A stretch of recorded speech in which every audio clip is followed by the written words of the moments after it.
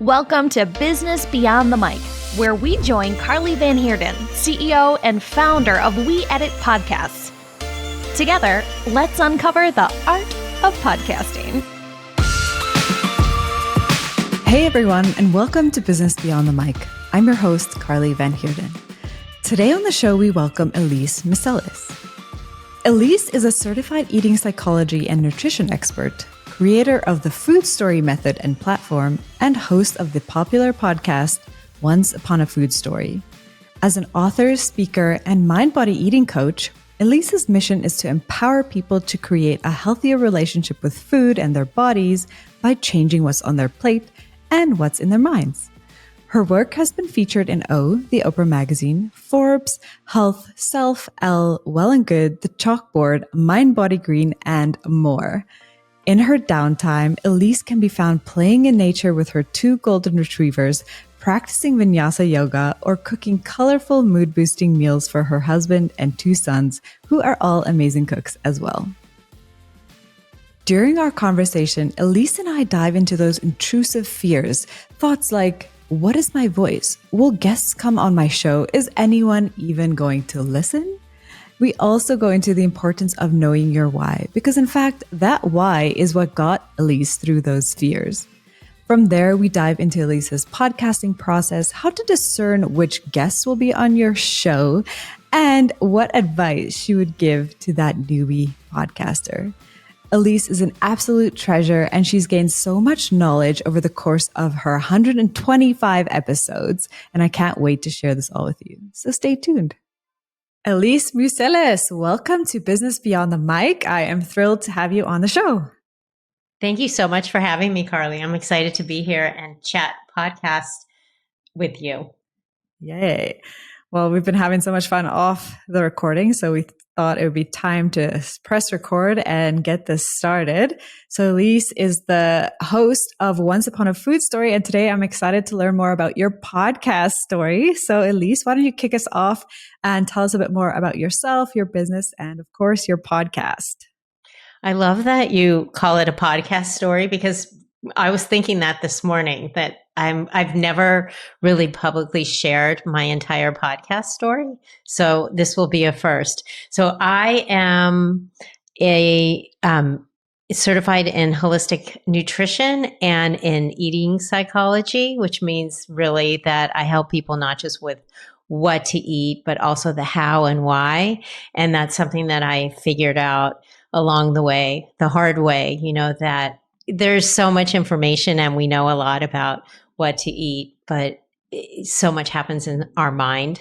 And that's where I found I needed the most support in my food story, and where I thought most of the clients and the community I was dealing with needed support. So I had this whole idea of talking to people about their food story, which is a little different than your relationship with food, because when you think of your relationship with food, it's just you and food. But a food story, it opens it up. It's from the messages you received all your life, your cultural upbringing. There's villains, there's heroes, there's chapters. And I loved this whole idea of food story, and I ran with it. And, in addition to speaking and writing books, I knew that I had to have a better, bigger platform where I could have in-depth discussions about food stories. And I really think when we share our stories, whether it's about food or business, podcasting, it doesn't matter, that our stories are what connect us. And so that's how Once Upon a Food Story was born, just for me to have this place where I could really go deeper with people and help others see themselves through others' stories. Yeah, that's amazing. And so great to hear your podcast story. And just listening to your episodes with your guests, you are such a natural host. You put everyone at ease. And the same with your business, you just empower people to feel like they can do whatever that they set their mind to. So that's really awesome. But then I just wanted to find out, for you as such a confident host and amazing entrepreneur and businesswoman, what kind of fears did you face when you first thought about launching your podcast? I'm glad you asked that because there were a lot. I mean, I think that most of us, when we start anything new, is anyone coming? Is anyone going to read it? Is anyone going to listen? And so I had all of that. And, I hadn't ever hosted my own show, but it was something that I had thought about for a really long time. And, I finally said, I can't just keep thinking about it and I have to do it. And I had, all the fears. What is my voice going to sound like? Am I going to be able to have guests? And like I said, is anyone going to listen? And I didn't know what I was doing. I read things, I read blogs, I had been a podcast listener, but I didn't know what it took to host my own show. But I would say for anybody starting that it's really important to know your why. And I did know that, and so my why, like I said, was just really to help people heal and find themselves through other stories. That why is what carried me through all the fears. And, I still sometimes have fears. I'm more comfortable because, as I shared with you, I'm on my 125th episode now. And you learn a lot. You learn a lot about yourself. You learn a lot about other people. And I'm sure if I went back and listened to episode 1, 2, 3, 4, that I'm like, oh my gosh, I didn't know what I was doing. But you just learn by doing it, right? There's no other way. You just have to do it. But podcasting takes a lot of energy and effort. So you really need to want to do it. It's not something like, oh yeah, I'll slap up a post on social media or I should join this latest, platform. I mean, it's a big commitment. And I think I knew that it was a big commitment, but not how big of a commitment it really is. So if you could go back and tell that newbie podcaster something that you wish you'd known before, or some type of advice you would give yourself, what would that be? I think it would just be to not expect to be perfect, and that the more you do it, the more comfortable you get. And, the more you engage with people, the more relaxed you'll feel and you'll be able to read cues better. But you have to do it. So I think I would tell myself to relax. I think that would be the biggest message because like you said, I feel you get the feeling that I'm relaxed when I'm hosting, and I am now, and I think that's what puts the listener and the guest at ease, because everything's energy, right? Right. And there's no need to rush it or get to the end or ask the next question. You kind of just have to sit in that conversation and just enjoy it for what it is, that conversation, right? Yeah. I actually want to add something that you just reminded me of. I think that being a podcast host has helped me become a better listener. And that's a skill that, it helps obviously when I'm interacting and hosting interviews, but it also helps in life. I was one of those people I have so many ideas. I was always in my head, and wanting to share or blurt it out. And being a host, you want to take sit back and relax and let the guest have the stage. Even if you're driving the line of questioning, it's usually about the guest and their message, and you can have a conversation, but it's really important to listen, and that's such a great skill for life. So that's something I didn't realize I would get out of hosting a podcast. Yeah. I mean, even listening to tons of podcasts and episodes and things over the years, you notice when a host is really gracious and lets their guest shine and they're not interrupting the whole time. Or, I actually got a really good tip the other day about if you have a question that pops up, your listener might not be thinking that question. So if you're interrupting with an extra thought, you're also interrupting that listener experience. So instead, write it down if you really think it's important. And then once your guest is done talking about that section, bring it up again after. It can be an add-on to the conversation that you're already having. So yeah, that was my tip of recent days.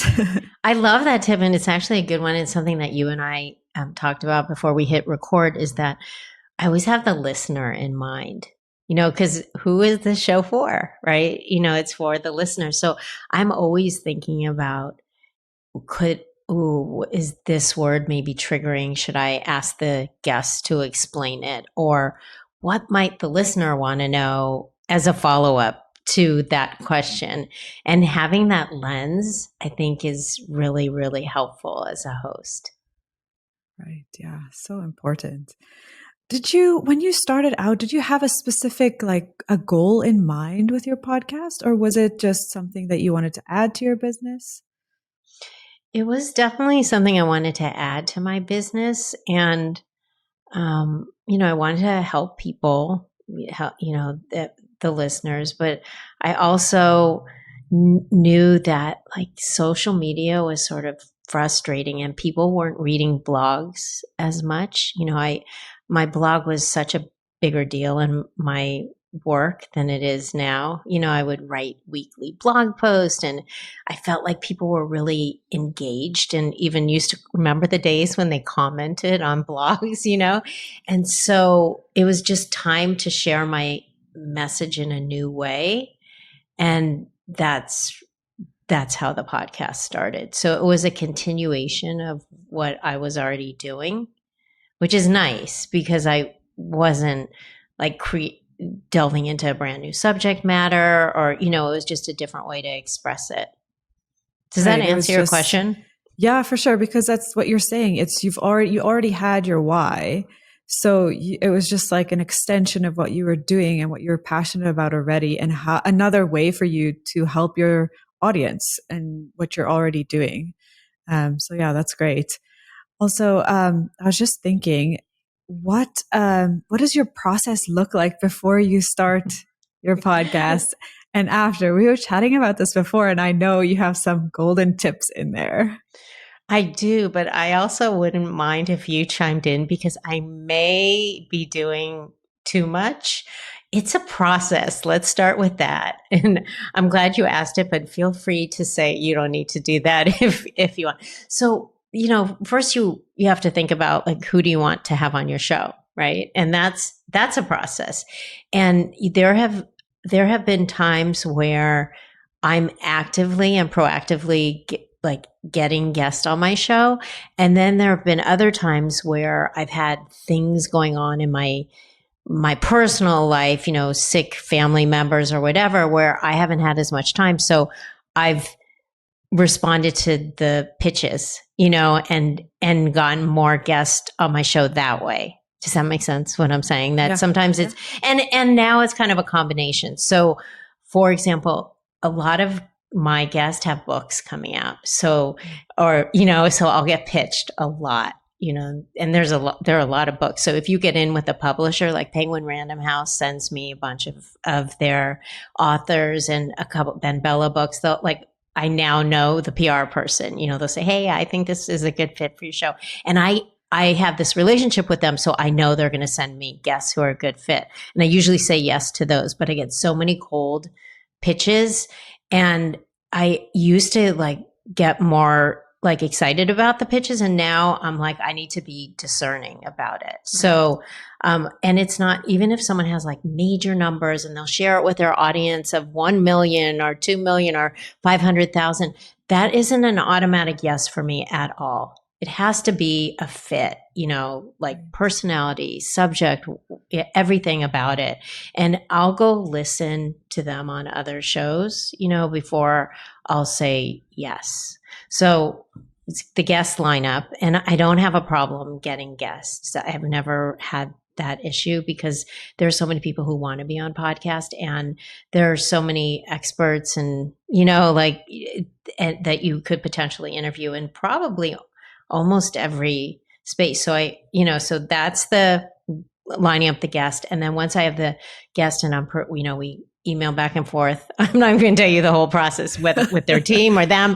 And then you get your date, or you send them a link, and then it's the learning, listening to them on other podcasts, looking at their website, seeing what they're, all about, in detail, and coming up with like the line of questioning. And I try not to be, I used to have like very rigid questions, but I know that if you kind of have bullets or like an idea of what you want to ask them, that it usually ends up being more conversational. I think people like to feel like they're sitting down to like coffee or matcha with you, right? And that you're having a conversation.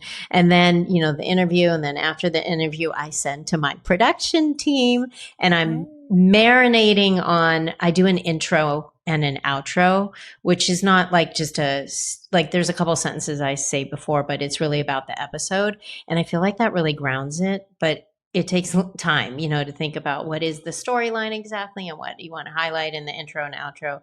And then we pick audiograms, and there's show notes, and, getting, it ready to post onto social media and send to their team. I listen to what We Edit has sent back to me, and if I have any edits, and then, I send it out to my email list and send all the social media assets to the guest, and then we air the episode. And it's a big process, right? It totally is. Do you think I scared everyone off? No, honestly, it's good to know, because that's the thing that comes down to something that I harp on: consistency. If you know that you aren't able to commit to something that takes time, I mean, it's not hard to do it, but it does take work. And if you're already passionate about it, obviously that hard work is something that you want to be doing. But if you know, you can't just show up and say, hey, I'm going to publish a daily podcast if you don't know what it takes. So it's good to know these things, right? Before you commit. And I'm maybe you don't have to be like, everyone has their own style, and I'm really detail oriented. So maybe you don't have to be as detail oriented, or your episodes are shorter. Mine are about 45 minutes, which I think is for me, that feels like the magic. Like, it's enough to have them like get something really out of it, but not like, oh, I have to listen to this in 3 commutes, or, and you can listen to it and be done with that. It's just sort of the magic number. And then I always ask every guest the same question at the end. Like, if you can leave our listeners with one piece of advice that they'll always remember they learned from, guest name on Once Upon a Food Story, what would that be? And I feel like that, like, really, get like listeners sort of, they want to know, not be bored with it, but like there's some things that they can expect from your show. And also the other thing for anyone who has a podcast or it usually makes a great audiogram, because they're saying something that's really important to them and their message. Yeah, totally. And I think it's kind of becomes part of not the ritual of the episode, but something that they look forward to being a part of in even your conversation, is that, that expectation that they have is met every time, right? Mm-hmm. So that's amazing. So how did you find that you can consistently come up with these new pieces of content on your podcast without it being repetitive, or that it isn't ringing true with your audience? I love that you asked that question, because I was thinking back to when I first started, and I'd ask everybody about their food story, which I still do because it's called Once Upon a Food Story. But it was like, tell me about your food story, which was like a crazy question, because we start eating from, the moment we're born, right? And so food is so central in our life. Like, it's kind of hard to tell about your whole life story in one, like at the beginning of an episode. So I learned to ask more specific questions. And so then, even though I ask people about their food story, it's more now in a context. So how did it lead to the idea of this work or this book? Or, let's say, I'm just thinking of a recent episode. I had someone talking about breathing, right? And so how did, learning to breathe consciously and make it a part of your stress management, how did that change your food story and your choices with food? So it's much more specific, and people are there's not boredom, right? Because it's different. But at the beginning, I had a lot of people telling like about these really heavy food stories, and I was like, okay, I've got to shake this up because it feels like too much for even me. And I just would get, sometimes it was much more focused on relationship with food, and other times it would be one part of it, like I just mentioned, how breathing can make you calmer and help you make better choices. Does that make sense? But I also think you want to pivot, and you were talking about boredom. I'm really bored of my opener that I've been doing for 2 years, and I do it every time, even though it's a couple sentences. I want to change it. Like, you actually inspired this because you had me thinking a lot about what I could share. And I think as a host, you want to be able to pivot. Like, people like consistency, but maybe it's your consistency needs a new chapter. It's outdated.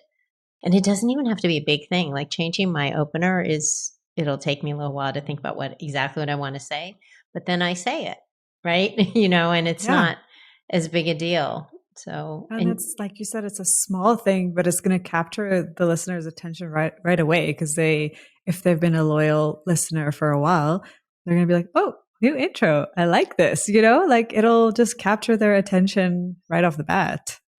mm-hmm. I want to ask you, since you know so much, how does, like, now that so many things are automated, with AI, or is it going to affect like podcast editing and the way that people are putting out information? So I think one of the biggest ways we've seen it change is in show notes. So because a lot of the platforms now have AI generated show notes, it's a click of a button and there it is.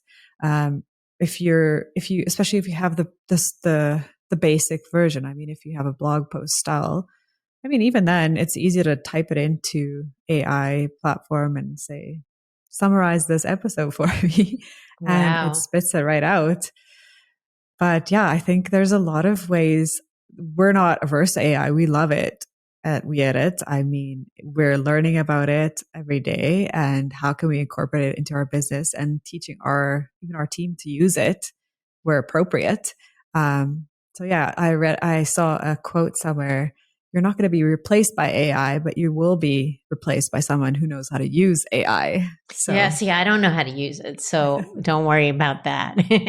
But I was just curious because I feel like that it would make some of what we're talking about, like, take away some of, the process that goes into, like you said, show notes, maybe audiograms, something like that.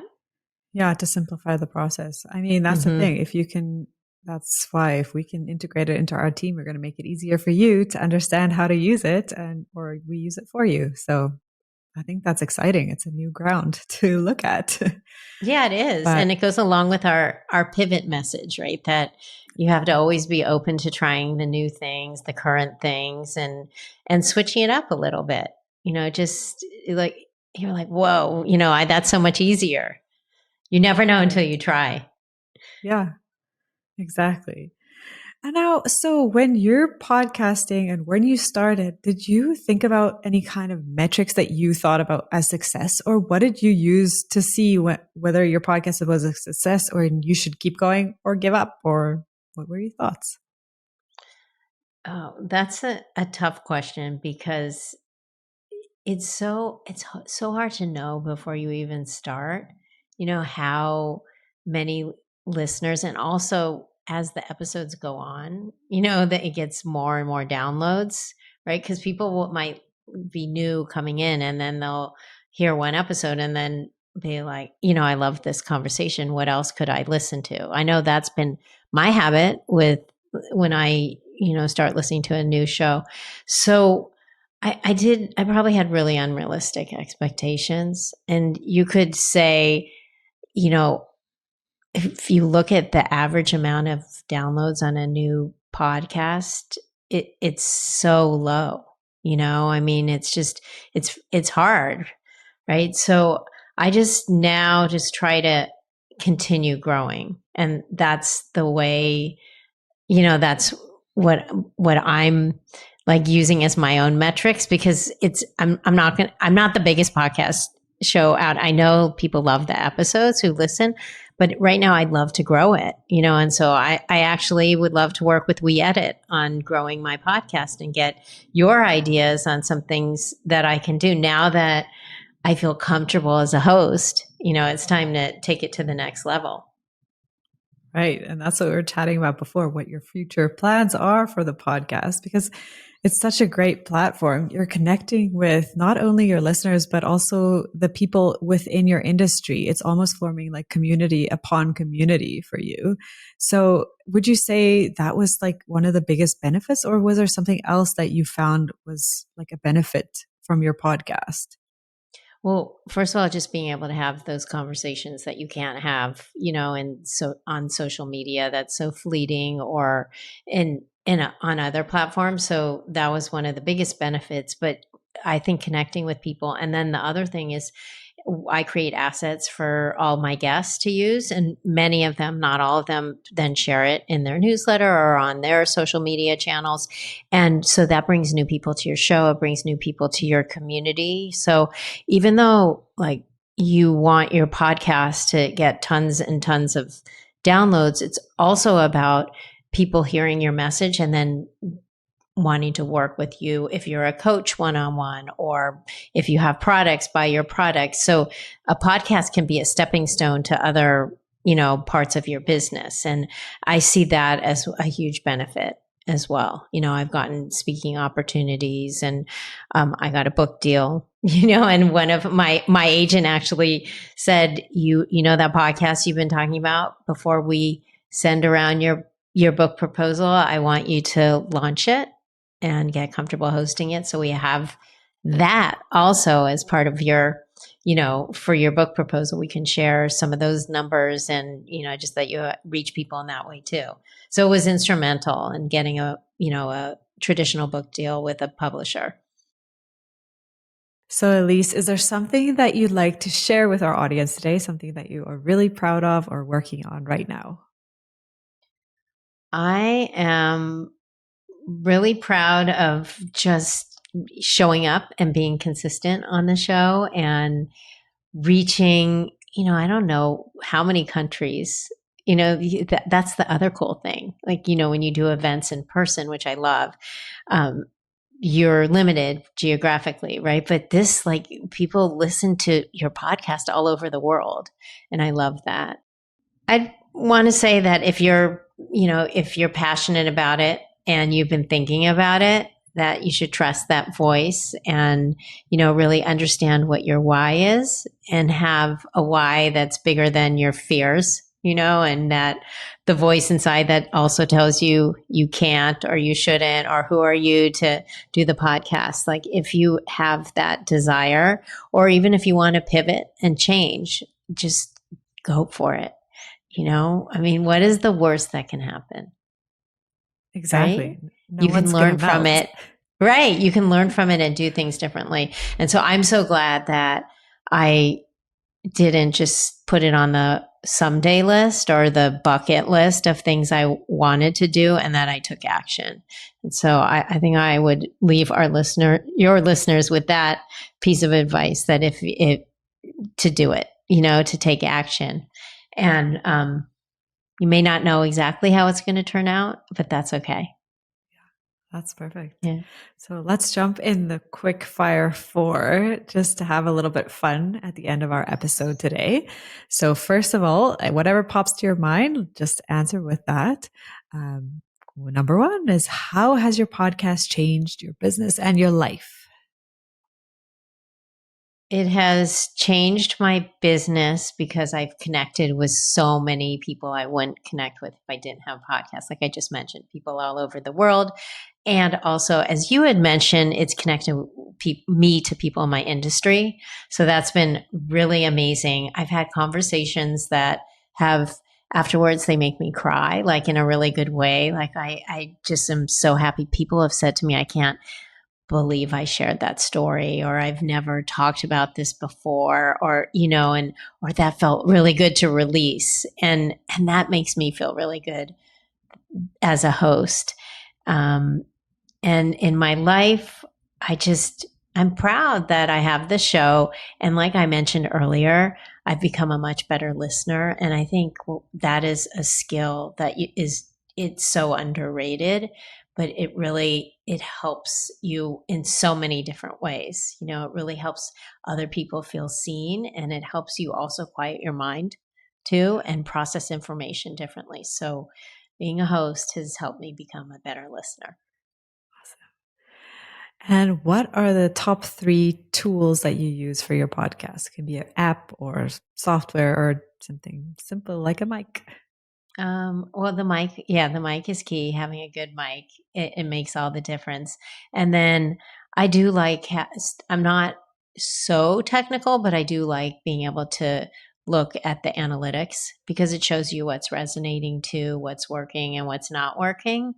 And so we use Lipson, and that has been really helpful to just see the stats and know who's listening and what's going on. And then the last one, the last one is to have an amazing podcast production team.